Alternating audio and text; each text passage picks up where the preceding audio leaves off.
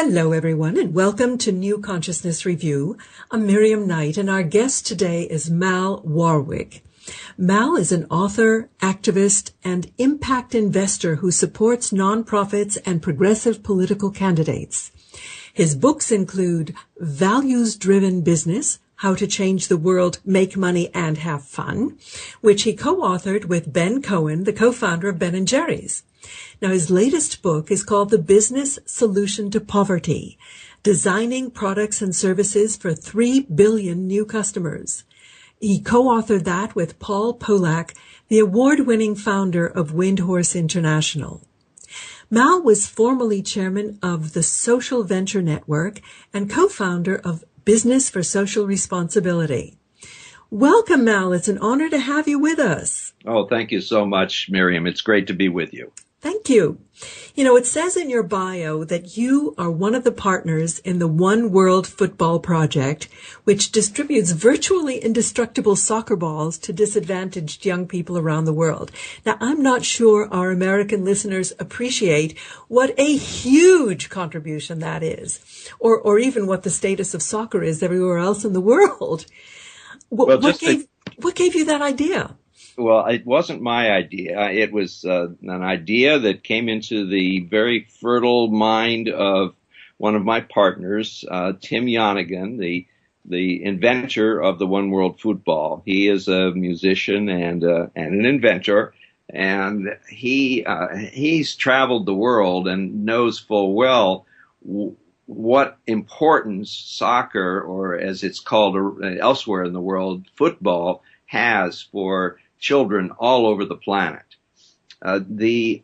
Just to put this in perspective a little bit, there are more fans for one single soccer club in England than there are for the entire NFL.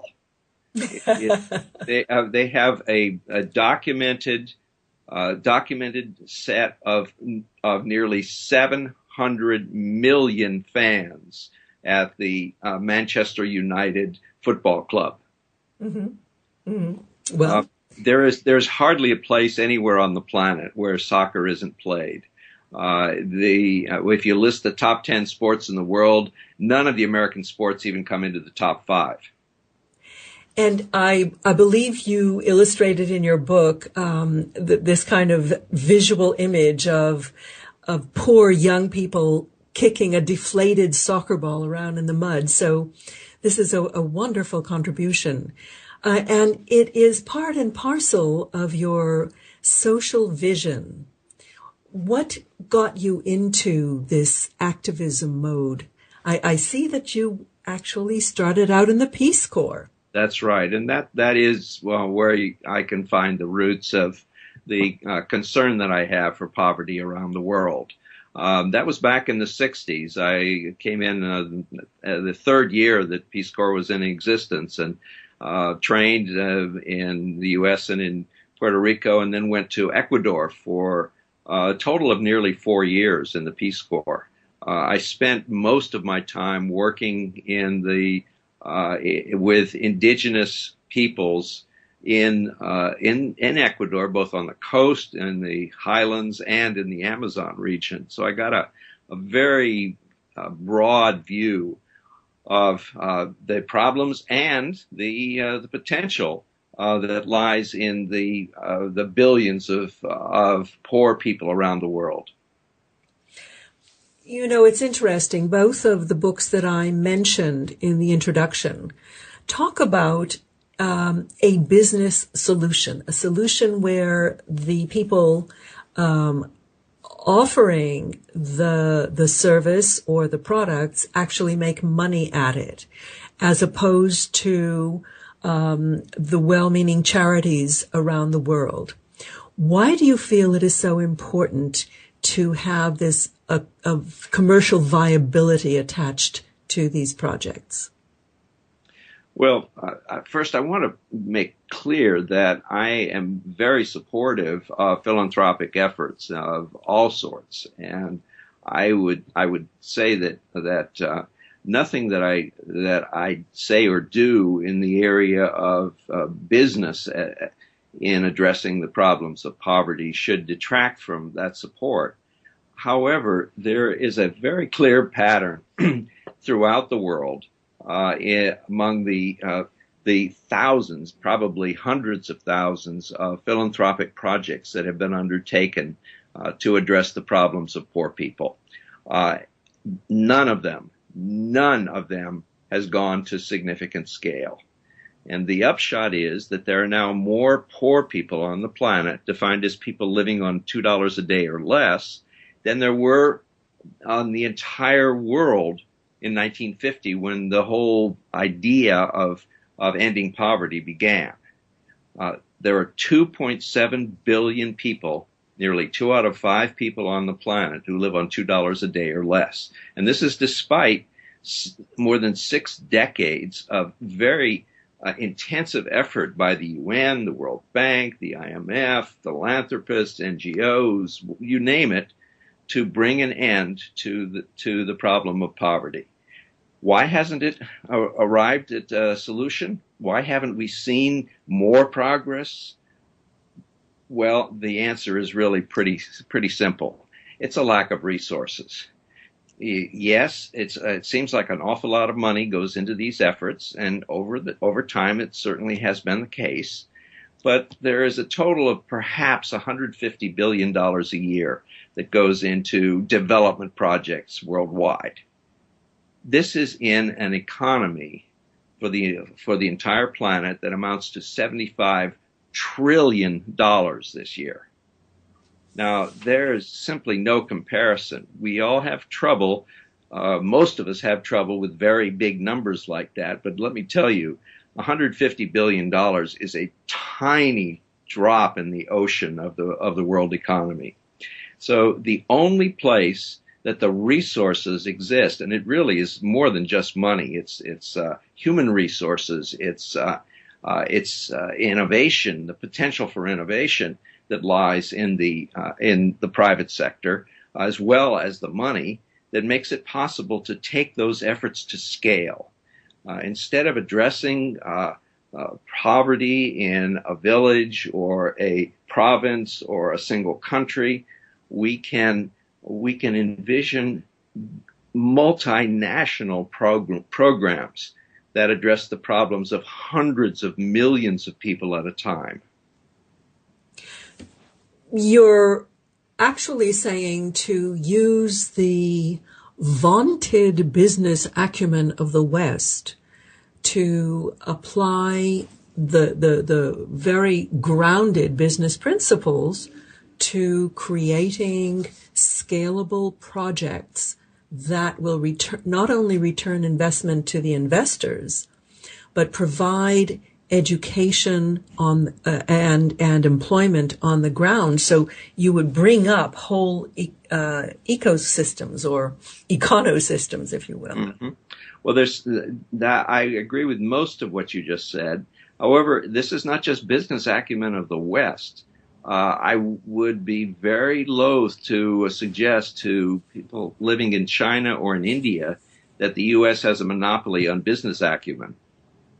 They have done you cannot stack up 100 Chinese entrepreneurs or 100 Indian entrepreneurs against 100 Americans attempting the same things and expect to see much difference.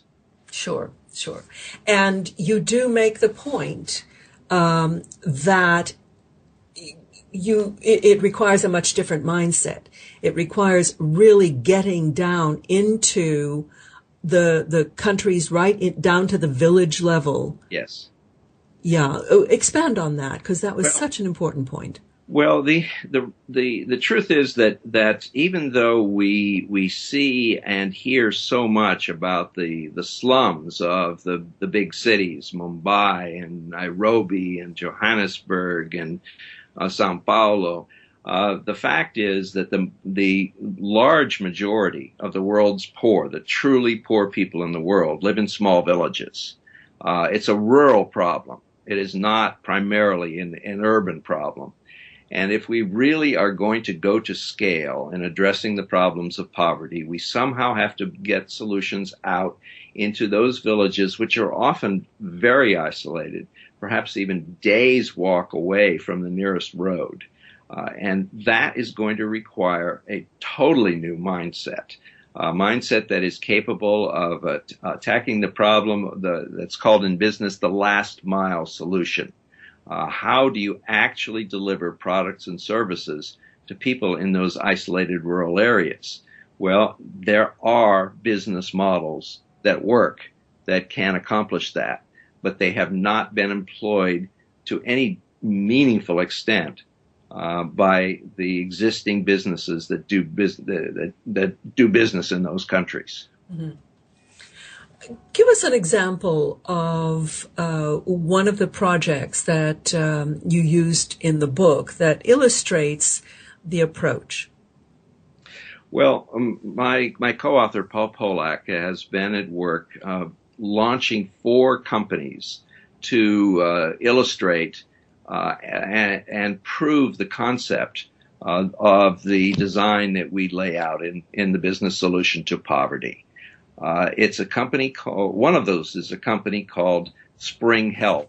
It's doing business in India, seeking to deliver clean drinking water to villagers in eastern India. The company was in pilot stage for about a year and a half in order to overcome all sorts of hurdles, but finally went to commercial scale and are leaving the pilot stage this last June. And it is now in full-blown commercial rollout and is expanding at the rate of 50 villages a month. The design of this company is to deliver water to rural Indians in eastern India and some of the most troubled poverty-stricken provinces of the country, using local people to deliver the water, to demonstrate it, to market it, and to develop the business itself throughout the country. The staff is now, well, at last count there were 105, but it will quickly grow because the multiplication factor is very, very strong. I mean, 50 villages a month adds up a lot. Next year we expand to 100 villages a month. Eventually, we'll be expanding at the rate of 450 villages a month in the model, and by the end of 5 years, we expect to be reaching 5 million people in India. By the end of 10 years, we expect to be reaching at least 100 million, not just in India, but in a number of other countries as well. Mm-hmm. Now, the notion of clean water has a lot of ramifications in the economic life of the village, in terms of sickness, and put into perspective all the different kind of associated benefits that come from clean water. Well, you've alluded to the major benefit, which is, of course, improved health. And that's the obvious one, the most dramatic of them being a sharp reduction in the amount of diarrhea that children have, which is, as you know, often fatal to children under 5. But there's a hidden advantage here. People living in very poor countries, regardless of the culture, living in villages where they are isolated from information about good healthcare practices, are very likely to spend a substantial portion of their income, their very limited income, on healthcare. And of course, most of the time, they are buying bogus remedies. They buy drugs that have passed their expiration date. They go to, well, in Latin America, they call them curanderos, go to essentially witch doctors or local healers who may or may not have any help to offer, but will always be happy to pretend that they do. They can spend hundreds of dollars a year when their income is not much greater than that. Mm-hmm. And the amount of money that poor people can save on wasted expenditures for health care simply because they regularly drink clean drinking water is really a dramatic advantage as well. It's an economic advantage. Yeah, I was very impressed by that. But there's another one. There's also the fact that people who are ill, and most people are ill much of the time in poor villages, are unable to work. They're unable to work the fields. They're unable to go to their day jobs if they are lucky enough to have them. Their productivity is lower even if they do manage to get to work. So the improvement in health has numerous economic benefits. Now, there's also fallout to the local economy. You specifically talked about getting a distributed model, which is having both distribution, manufacture, sales, and delivery down to the last 500 yards. Explain that to our listeners, please. Well, Spring Health India has a total head count of 105 or thereabouts. They're all Indian. The only non-Indian person even involved in the company in any kind of active way is my co-author, Paul Polak, the founder and chairman of the company. And so we're talking about people from the outset who are natives of the country. And in fact, nearly all of those 105 people come from the same villages where we are doing business. They are people who may have gotten no more than a few years of education, but with the kind of training and selection and supervision, they're able to perform these jobs that involve relatively simple steps, but are regarded as very good jobs locally. They distribute the chlorinated solution that is used to purify the water at the village level from the towns where it's produced to the individual villages. The water is sold through local mom and pop shops in the villages, and the shopkeepers get a big boost in profits from the sale of the water alone. And in addition to that, they get more traffic, so they sell other products as well. Then there are the people who deliver the water to people's homes. 80% of the people prefer to pay a little bit more to have the water delivered regularly to their homes rather than for them to come into the village center to pick it up from the shop where the water is for sale.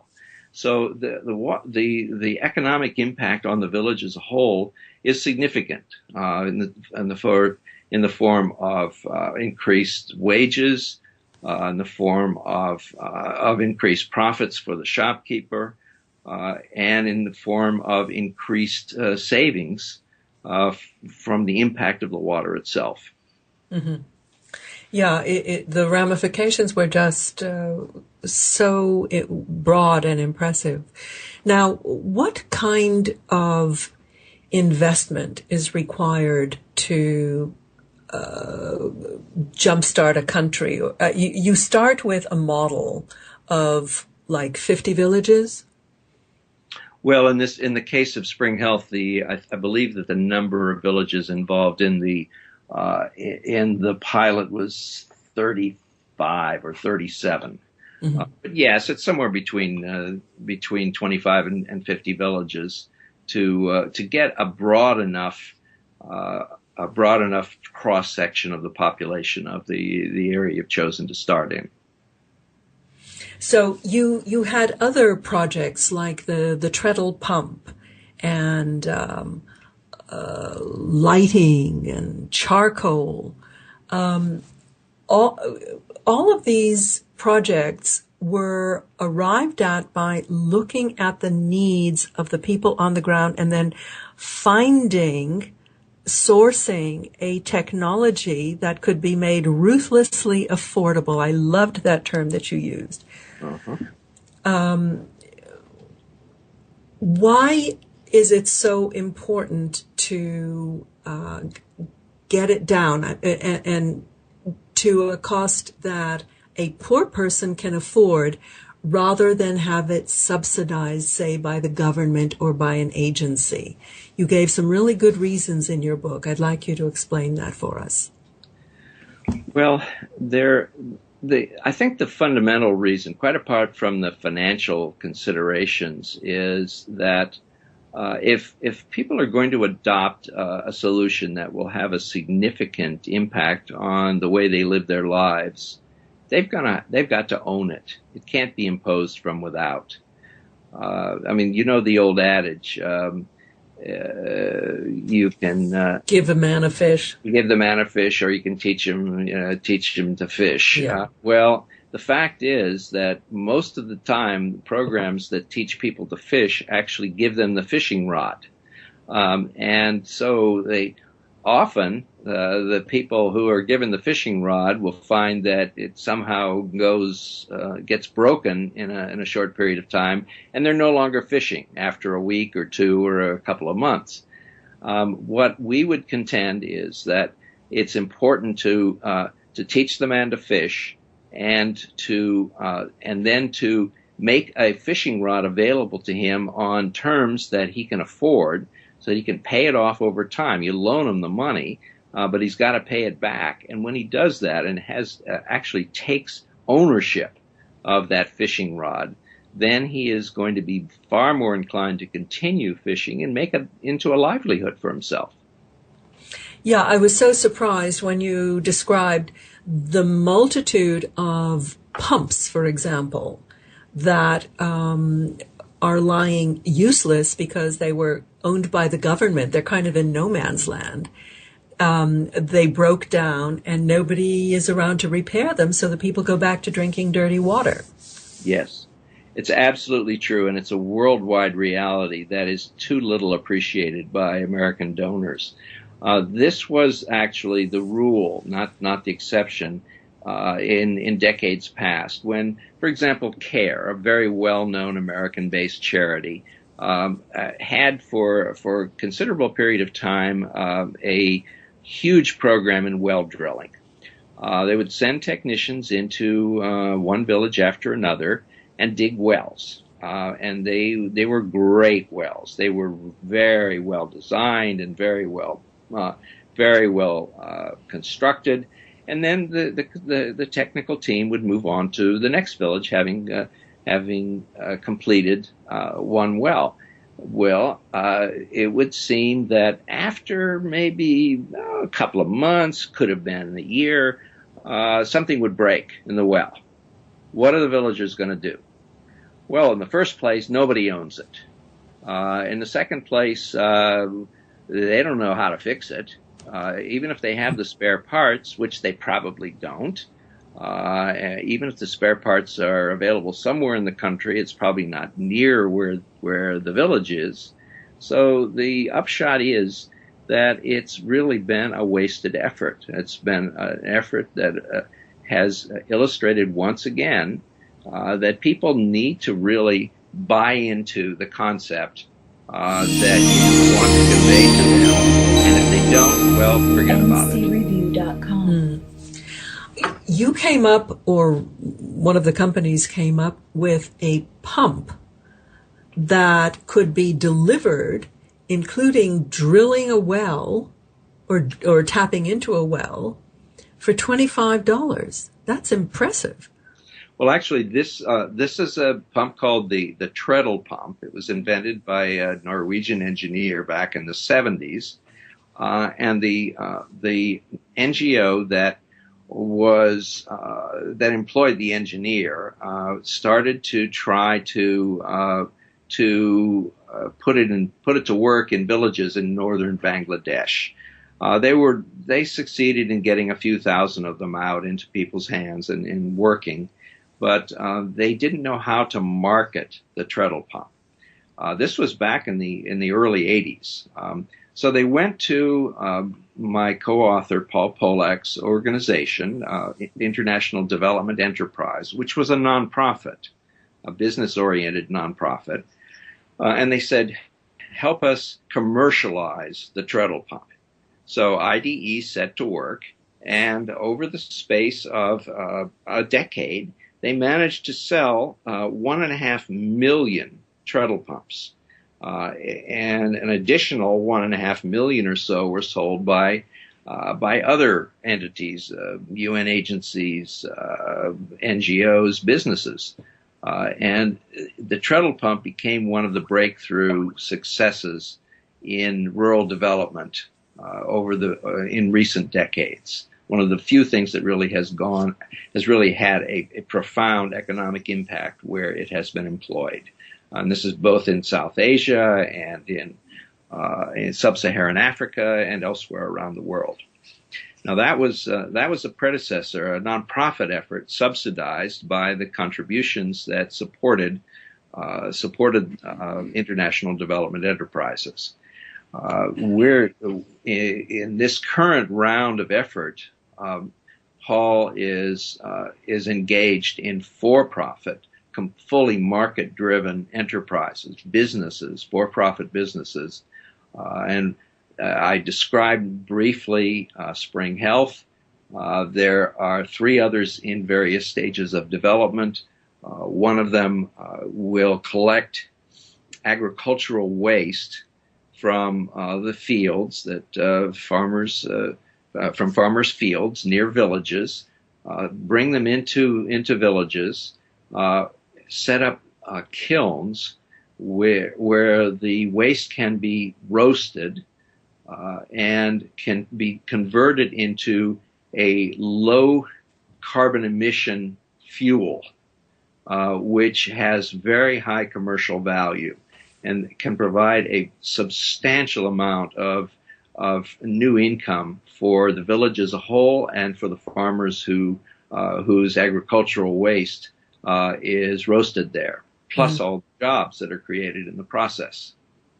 Yeah, these are sort of charcoal briquettes.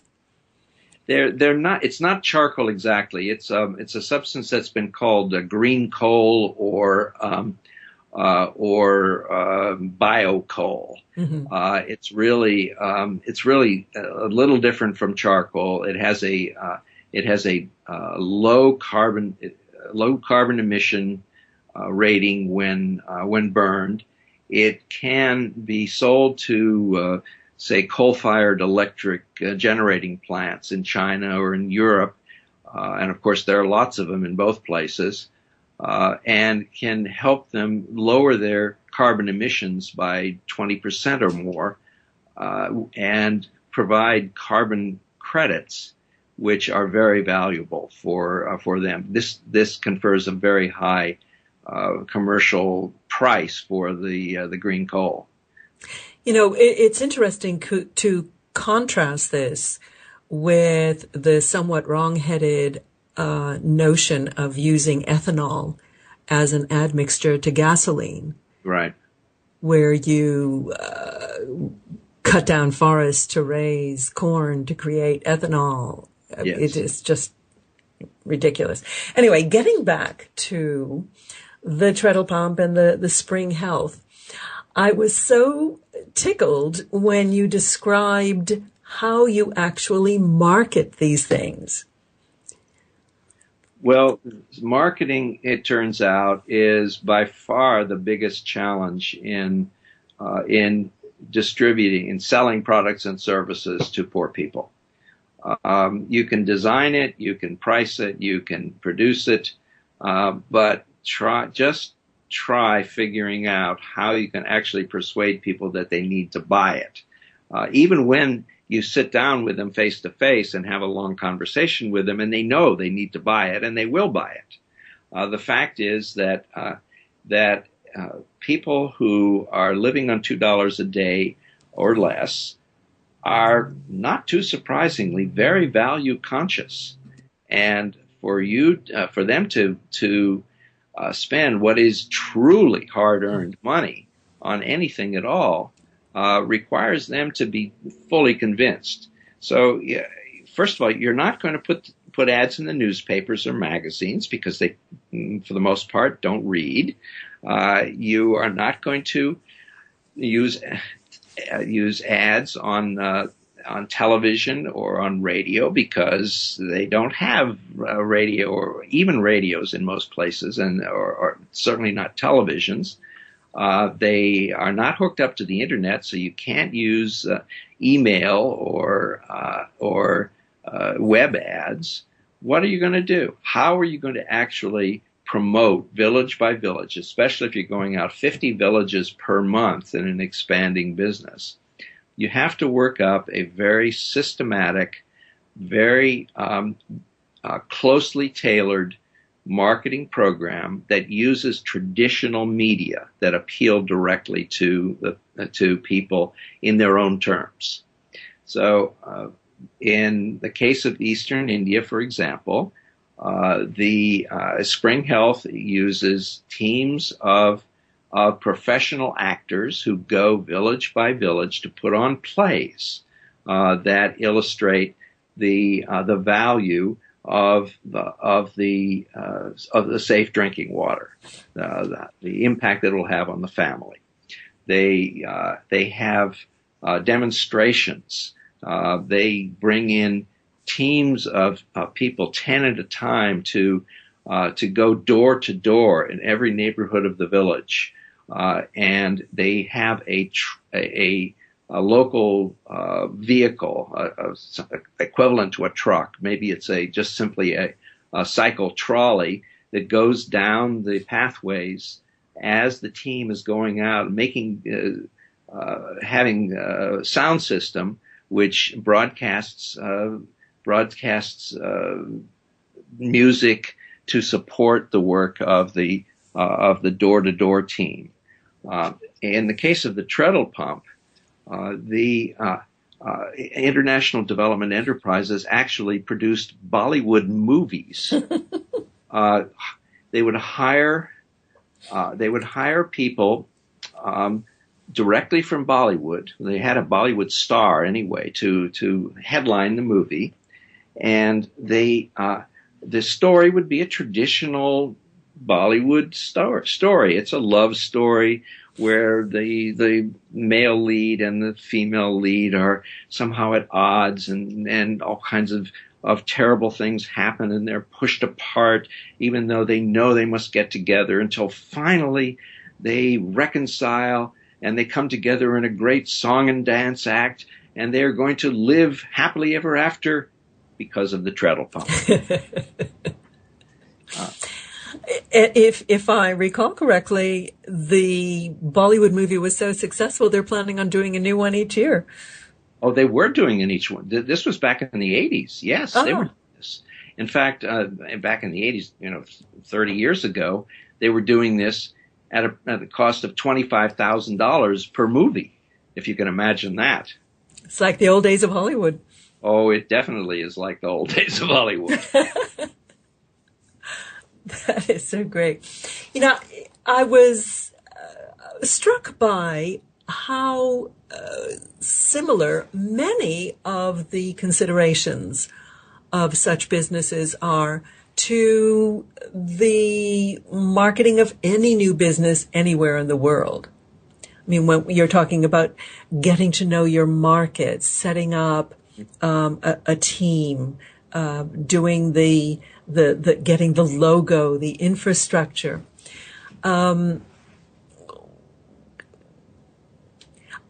What is the kind of target audience that you think you want to reach with this impassioned, really, vision of creating socially responsible, commercially based ventures? Well, we would like, and Paul especially would like to see big companies, Unilever, for example, companies that have achieved a certain amount of acclaim around the world for their socially responsible vision, to take up the challenge and to invest in and launch businesses along the lines that we describe in the book.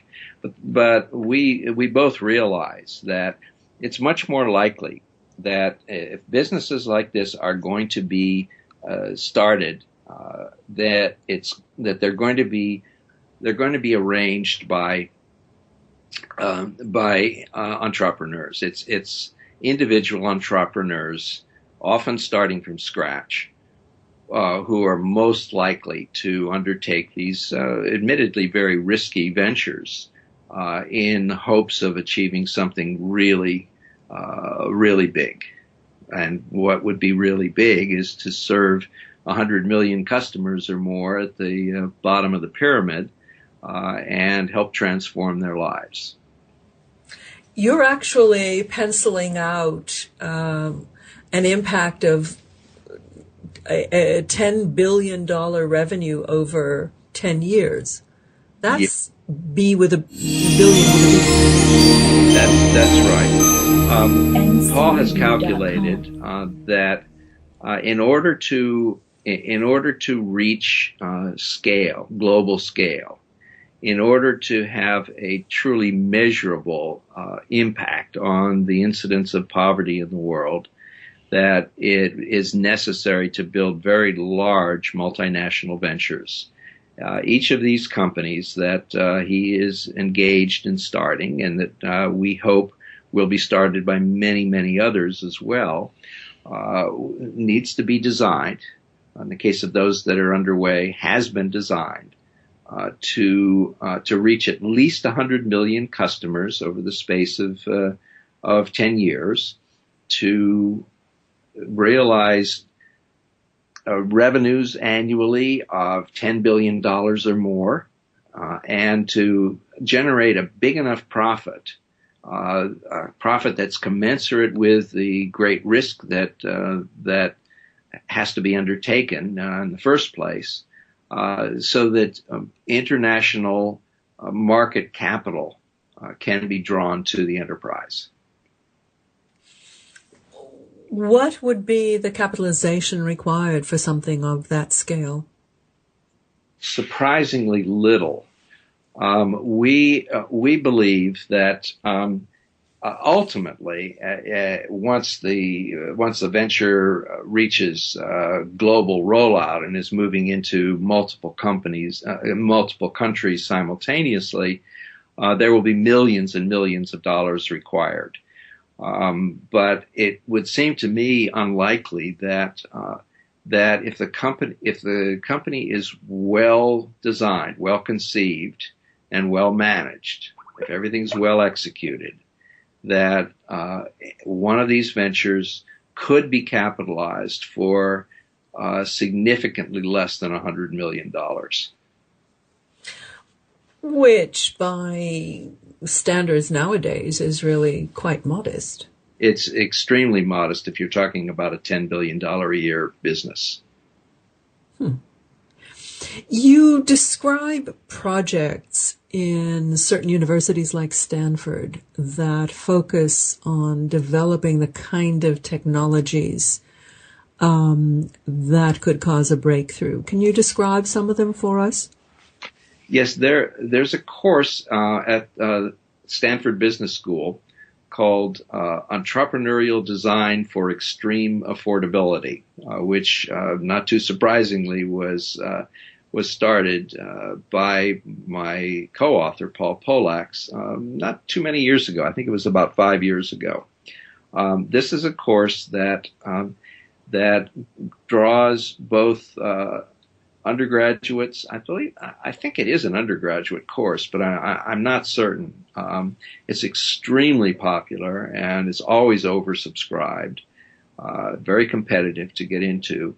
And the graduates of this course often go on to launch businesses based on the ideas that they develop with the help of faculty in the course.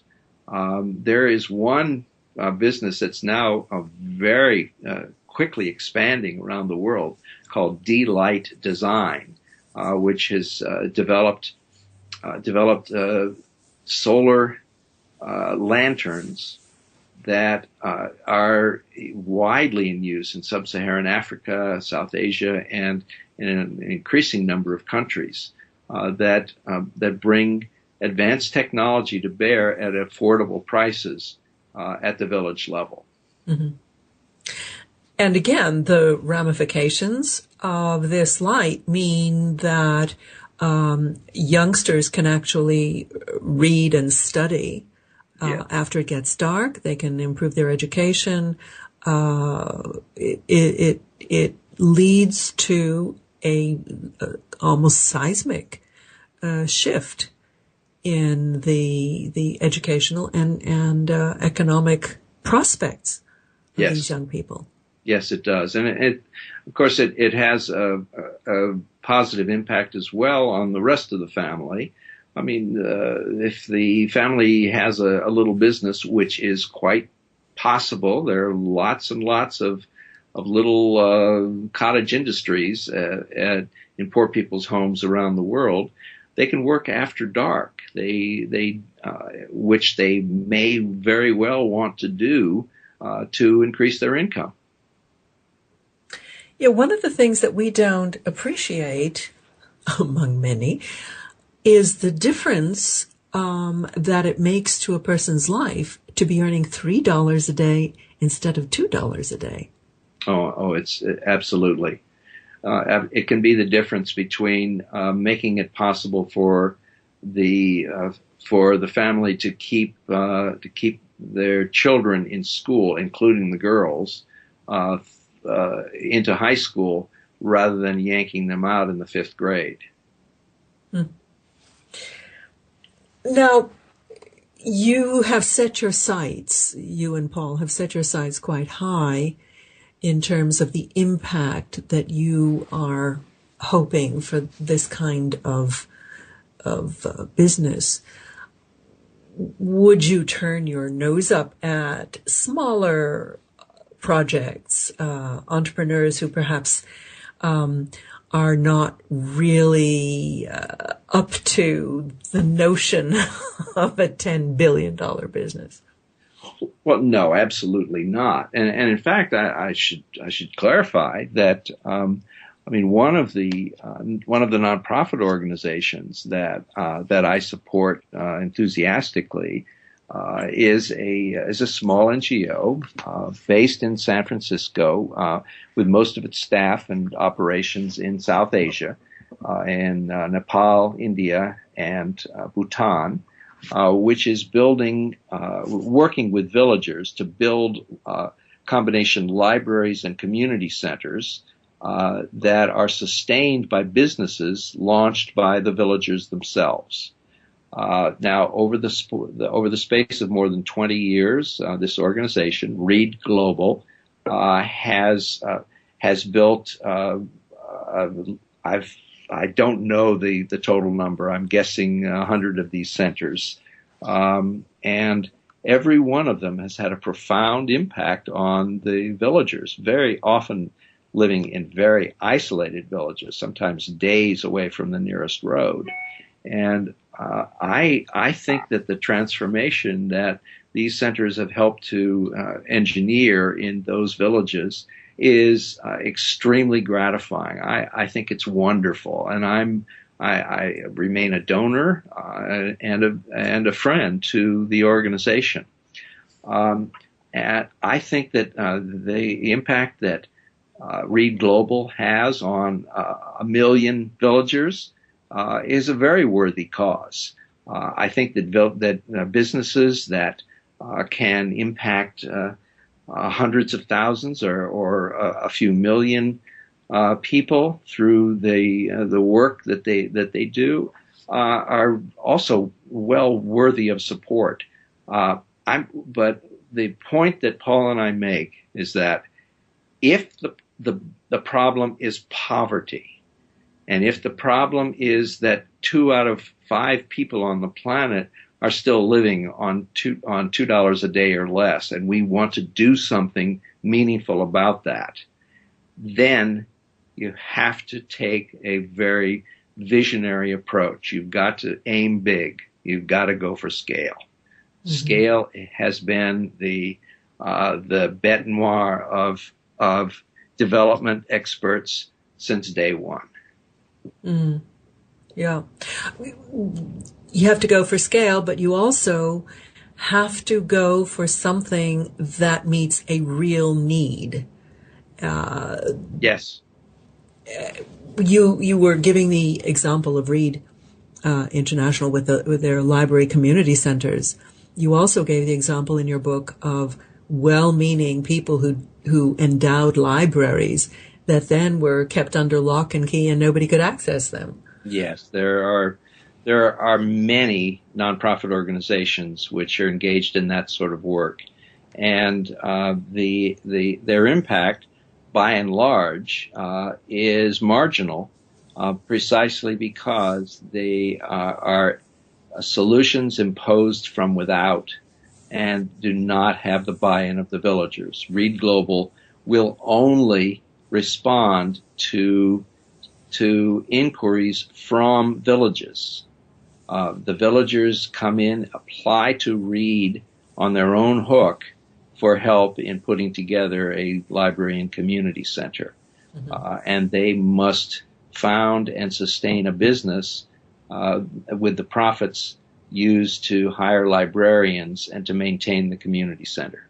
Well, I think it's brilliant that it combines the community center, so it brings people into contact with the books in the first place. Mm-hmm.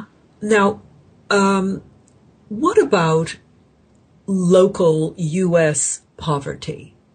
Is there a similar approach that could be applied in our own country? Well, Paul and I have spoken about this.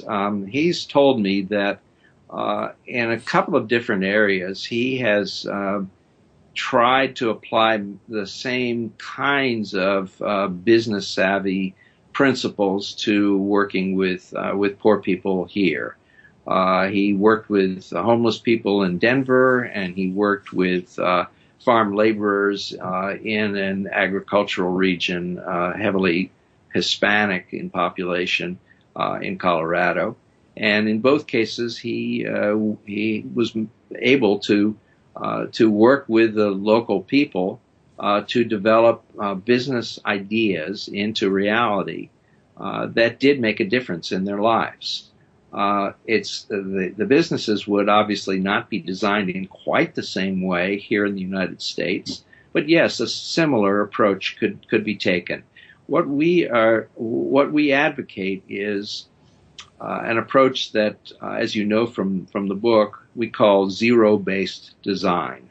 This simply means you start by gaining an in-depth appreciation for the problems that people perceive for themselves, the solutions that they themselves see, their needs, their aspirations, and then you develop a business around one strategic response to one of the fundamental needs that comes up from talking to them. Mm-hmm. That's the essential approach we're talking about here with zero-based design is, figure out what really, really needs to be done and then do it. Well, I as you say, that really is the bottom line. And I get the sense that there is a lot more openness in the world for this kind of approach. A lot more people are wanting to do good and to do well by doing good. Yes. Is this your impression? Absolutely. From time to time, I speak to groups of of business students or more general students at universities. And there is among the so-called millennial generation a growing hunger for opportunities to act on personal values in their lives. There is a clear distaste for just doing work just to make a buck. Mm-hmm. Yes, people have a very difficult time getting jobs in the first place, and that does compound the problem. But even so, there are innumerable young people nowadays who are focused on getting jobs that are meaningful and are not willing to go to work just to work for some soulless organization. Yeah. So you actually have a business that seeks investment for this kind of operation. How would people find out more about it and more about your book and your work? Well, I'm not sure what organization you're referring to. We're not in the business of. I'm not personally, and Paul is not, as a general rule, in raising money for investment. I see. You did that until 2010. Well, I worked in fundraising for nonprofits, and right. That was my fundraising agency. Mm-hmm. I still chair the board. I still have a small interest in the company, but it was not investment. It was fundraising using mail and online communications to communicate with large numbers of individual small donors. So do you think that such businesses, whether here or abroad, would be able to go to the market in the same way that commercial businesses can go? Well, it's the financial world is in flux now. There's some development in the area of social impact investing, in which I have some experience, that is making it possible for some companies to receive what's called patient capital to support their mission-driven activities. Mm-hmm. The even more promising approach that is becoming a significant reality is crowdfunding, where people contribute or invest online. Mm-hmm. And I think that we'll see that there will be continuing change in the marketplace, just as there is in the desire of entrepreneurs to do well by doing good. Well, we can only hope that your vision takes root. We have been speaking with Mal Warwick, the co-author with Paul Polak of The Business Solution to Poverty, Designing Products and Services for 3 Billion New Customers. Mal, thank you so much for being with us today. Well, thank you, Miriam. It's been a pleasure.